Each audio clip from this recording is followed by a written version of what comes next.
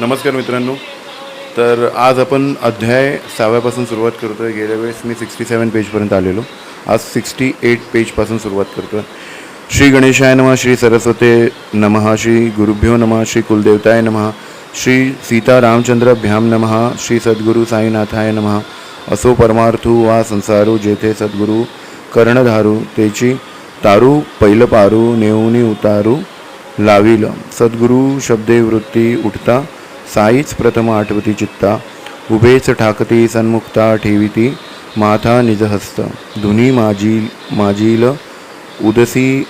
उदीस सन्मिवित, पडे जव मस्तकी वरदहस्त.